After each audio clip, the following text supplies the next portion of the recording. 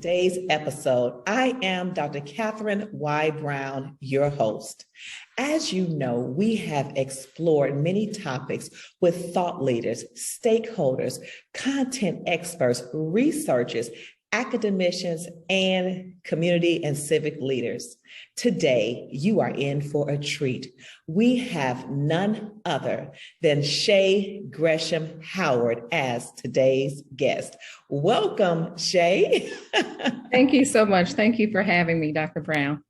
Oh, it is a joy. I am just so excited to have some space on your schedule because you have been busy for the past 2 years and even beyond that. I have. It's been a good road to walk though.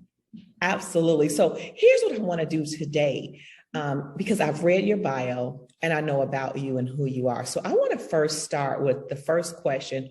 Who is Shay Gresham Howard?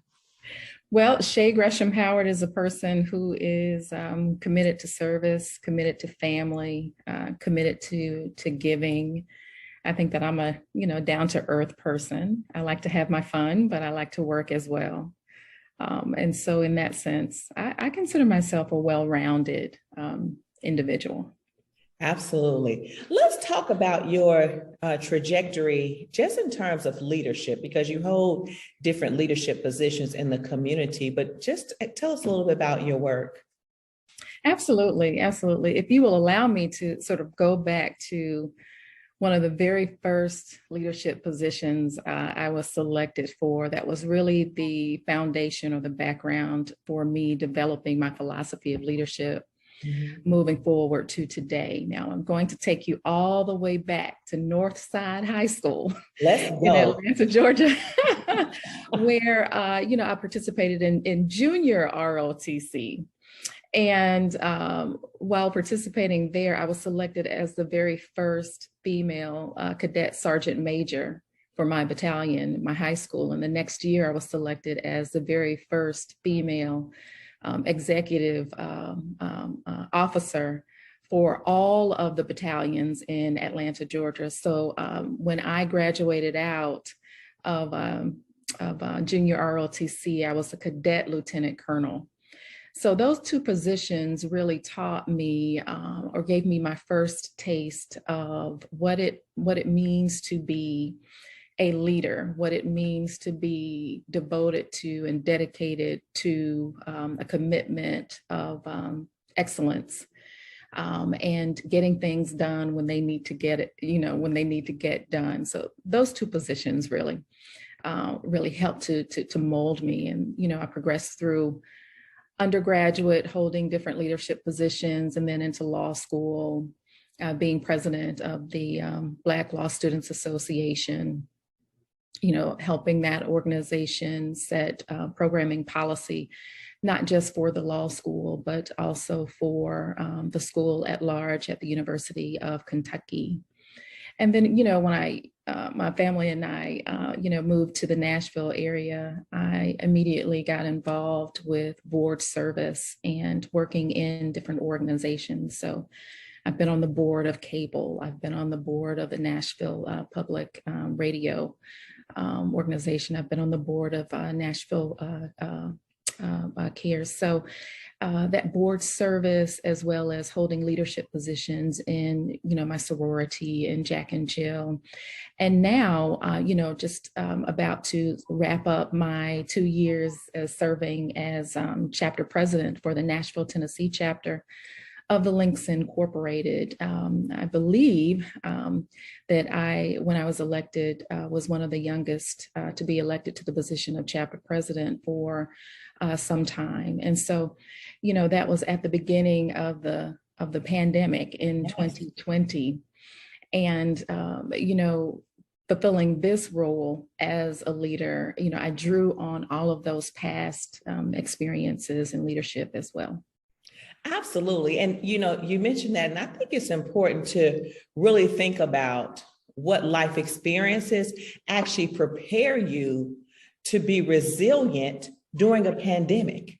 Because as you said, you started that journey. We've been in the pandemic for 2 years. That means you started in a series of new normals that no one else in this world had experienced. So you were one of the youngest presidents, and you had to guide an organization through all of these different intersections. So for my viewers, I know they're like on the edge of their seats right now saying, okay, what did she do? What were the peaks and valleys that you had to go through, but also what were your successes? So I want you to take your time and kind of take us through that journey, because to me, and because I know you, it is truly the story of resilience during the pandemic, and nothing could prepare you for it, or could it prepare you for it?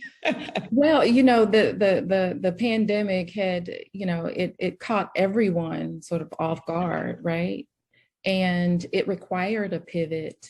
I will say that the leadership training that was provided to me through the Links Incorporated, in the form of participation in the Scott Hawkins Leadership Institute, the 5th cohort, and then also the Leadership Academy, really, helped me to hone in on what the goals and the aims with respect to leadership delivery were or are for our organization. And so in 2020, speaking of resilience, there was not a time or an opportunity to sort of sit back and contemplate what needed to be done. It required agility, it required creativity, it required compassion, it required empathy, and a strength of resolve to, be able to visualize and implement goals for the chapter, in spite of us being in an environment where we could not meet face to face. And so the Links Incorporated has been under, guidance that restricts us from meeting face to face. So all of our chapter meetings have been virtual for the last 2 years. All of our executive committee meetings have been virtual for the last 2 years. But for very few programs that had to be limited to only 6 people serving 30 minutes at a time, all of our service delivery as well and friendship activities have been virtual. So, drawing on my past experience, serving on boards, being savvy with respect to technology, being savvy with respect to, interacting with members, building relationships, identifying talents in members to be able to sort of draw them out of, where everybody wanted to be 2 years ago, in being in lockdown. Yeah. So how do, I had to think about, how do I still make the experience of being a member of the Nashville, Tennessee chapter of the Links Incorporated something that was still of value to members? Absolutely. And so that took dreaming, that took, visualizing where we needed to go. And it took really, reaching out and seeking resources and relying on members of the chapter who are extraordinarily talented. Now, none of that got done by one individual, and it certainly didn't get done just by me.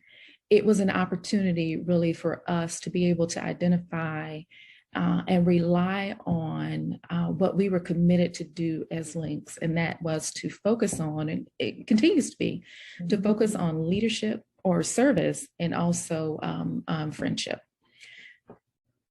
Absolutely. It's exciting and it's inspirational. A lot of times we tell people in the military, thank you for your service. But I do want to take a moment with my viewers and those who are watching in the chat just to thank you for your service, because you, by virtue of what you did, you were on the front lines. You were in the trenches, in the battlefield, if you will, of this pandemic. So let's talk about some of the programs that you did, because you had a series of first time ever. And I want you to talk about those first. And there were quite a few firsts. I had the opportunity to serve under your leadership as well. But let's talk about all the first. I'm going to call them for today's show the Shayisms, right? the series of firsts. Let's talk about your first. Right. So I mentioned before that, we were primarily just virtual for everything that, meetings and service delivery. But one of the firsts that I want to mention is the fact that we were able to deliver over 32 hours of service in the form of programming, not just to the Nashville community, but to people who tuned into our programming from as far away as Nebraska or, Illinois or New York State, even Florida. So the first for us was to be able to provide programming that extended beyond the Nashville chapter. And one reason we were able to do that is because, we were awarded several grants. One in particular that you are very much familiar with because you were the grant administrator for the chapter was the Black Care grant through the central area of the Links Incorporated, which allowed us to provide, knowledge, awareness, resources, and education surrounding chronic kidney disease. So that program allowed us also to incorporate all of the 5 facets, programmatic facets that we are charged with delivering into that program. We, for the first time, offered 2 scholarships in the name of Ivanetta Davis, who was a charter member of the Nashville, Tennessee chapter. So, just getting that off of the ground, actually committing to the purpose of offering scholarships, and then now in the position of awarding those scholarships is something that I will be eternally proud about as, an HBCU, grad. That was something that was really dear to my heart, and I considered that one of the major accomplishments of my term as president. We were also able to not only, offer the programming virtually over 32 hours, offer the scholarship, but one of the things that I started was the Legacy Council, which included really an extension of what our archives committee was charged with doing previously, but to have the purpose of not only collecting sort of paper, history, pictures, but also the voices and video of our alumni members in order for us to create an archive of our history. And I'm happy that we were able to do that because one of the very first alumni members that was interviewed passed away at the end of last year. And so, but for the fact that we had that video and her interview, we would have lost that part of our chapter history. So I was very proud of the Legacy Council, of the creation of the Legacy Council, and them capturing that interview of that alumni member. And so those are just a few of the things that I'm most proud of as a first during my term. Absolutely. Well, you name, I was counting them. I was, here's 1, here's 2, here's 3, here's 4. You have to tell us your HBCU. You did not say the name of it.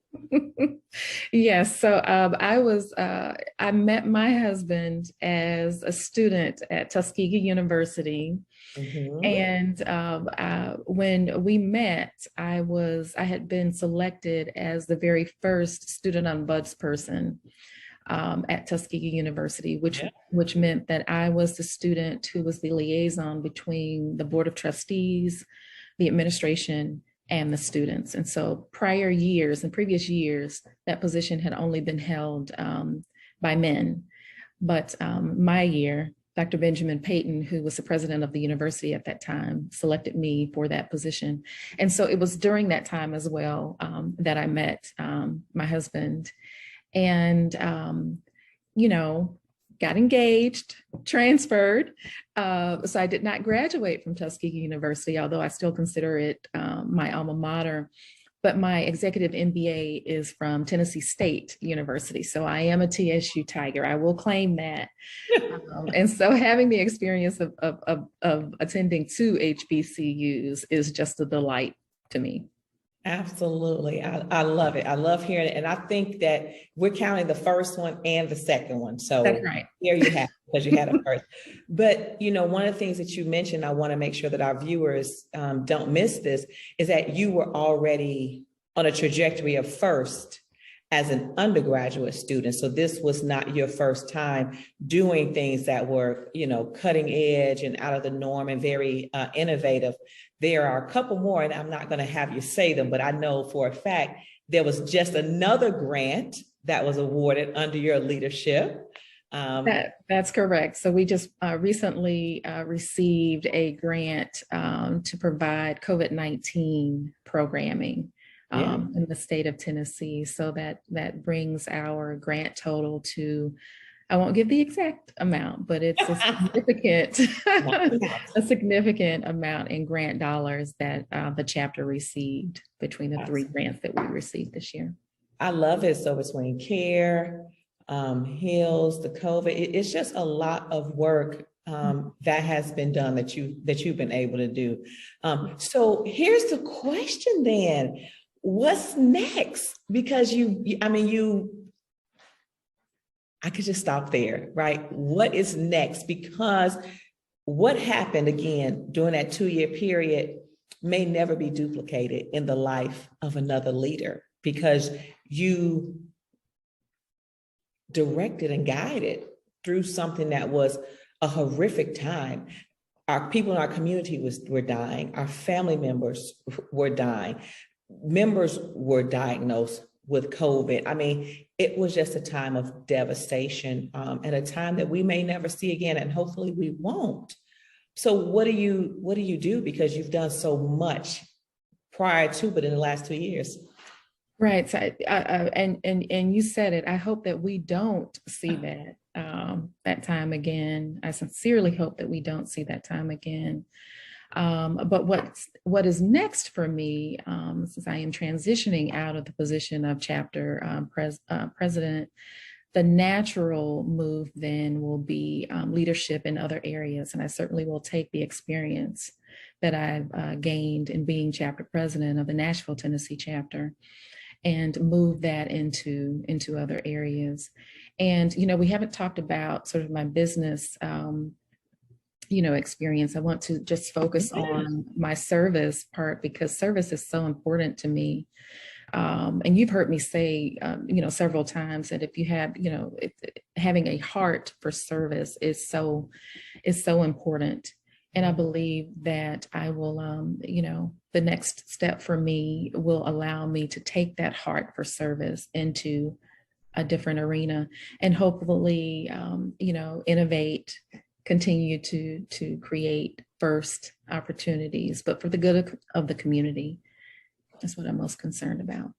Absolutely. And, I remember a couple of years ago, every year you would host a Christmas extravaganza, and then you would donate the money to local nonprofits. And I was like, this is amazing. So the heart of the humanitarian has always been there. Now, one of the things that you haven't talked about that I would love for you to is, we've talked about the community side of you, but there is also a business side, an entrepreneur side. You've also done some other things. Do you want to share any of those things with our viewers? Because you are a kaleidoscope. I appreciate that. I in some settings, I will describe myself as a recovering assistant prosecuting attorney. Mm-hmm. So many years ago, I was a litigator trying, major felony cases in Cuyahoga County, Ohio, drug cases, gang cases. So I did some heavy hitting litigation during those times in the courtroom, and made the decision, that I would step away from the courtroom to devote my life to, raising my children. And it very much is the situation where I can honestly say, and I know that I don't mean to be boastful, I mean to remain humble, But I do know that, many people, many working mothers, wonder whether they made the right decision to step away from their profession temporarily to focus on being, a full-time mother. And I know without question, I know without any hesitation or doubt that doing that was the absolute right decision. So after leaving litigation, after leaving the courtroom, I decided to move into an area that my family in Georgia was very active in real estate. And so now I've progressed through a career in real estate over 14 years to now being the founding and principal partner of an LLC, a real estate investment firm. So it is being able to, again, make a pivot and use the resources and skills at hand to do what I want to do and still maintain a balance of life with respect to family and service and professional enlightenment and accomplishment.